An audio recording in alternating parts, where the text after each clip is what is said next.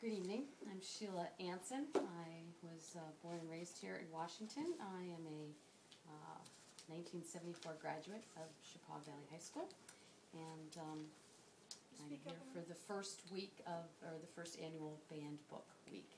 And when Pat asked me to come and read, she sent me a list of books, and the first one that I picked, I immediately said To Kill a Mockingbird, because that's a book that always meant so much to me growing up.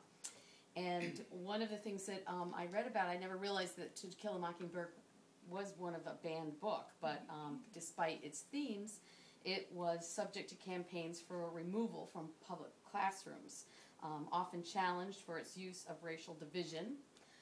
Scholars also note the black characters in the novel are not fully explored, and some black readers receive it ambivalently, although it has had an often profound effect on many white readers.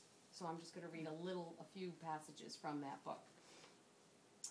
The officers of the court, the ones present, Atticus, Mr. Gilmer, Judge Taylor, sound asleep, and Bert, were the only ones whose behavior seemed normal. I had never seen a packed courtroom so still. Sometimes a baby would cry out fretfully, and a child would scurry out, but the grown people sat as if they were in church. In the balcony, the Negroes sat and stood around us with biblical patience.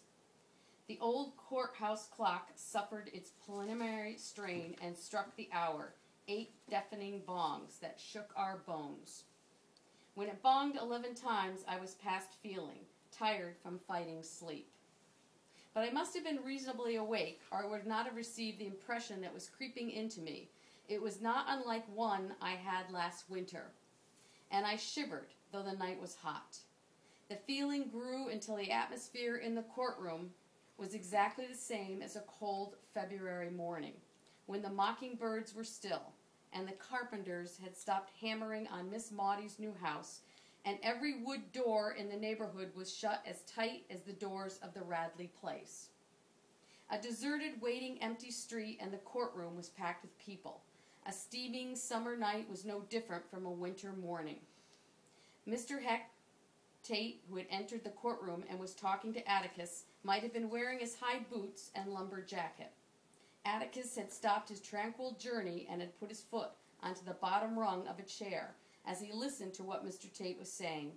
He ran his hand slowly up and down his thigh.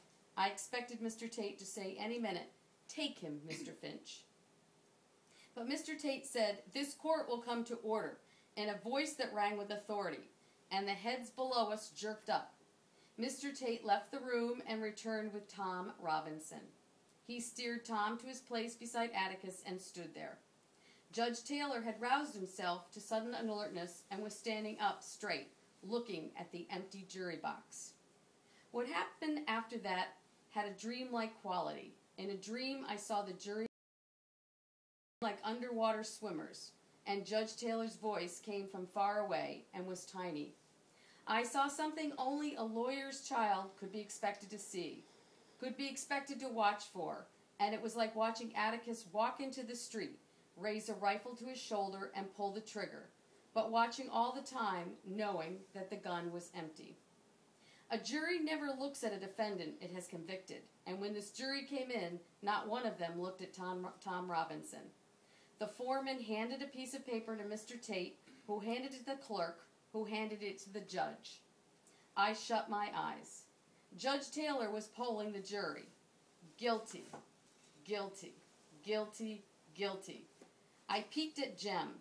His hands were white from gripping the balcony rail, and his shoulders jerked, as if each guilty was a separate stab between them. Judge Taylor was saying something. His gavel was in his fist, but he wasn't using it. Dimly, I saw Atticus pushing papers from the table into his briefcase. He snapped it shut, went to the court reporter, and said something, nodded to Mr. Gilmer, and then went to Tom Robinson and whispered something to him. Atticus put his hand on Tom's shoulder as he whispered. Atticus took his coat off the back of his chair and his shoulder. Then he left the courtroom, but not by his usual exit. He must have wanted to go home the short way, because he walked quickly down the middle aisle toward the south exit. I followed the top of his head as he made his way to the door. He did not look up. Someone was punching me. but I was reluctant to take my eyes from the people below us and from the image of Atticus's lonely walk down the aisle. Miss Jean Louise. I looked around. They were standing, all around us in the balcony on the opposite wall. The Negroes were getting to their feet.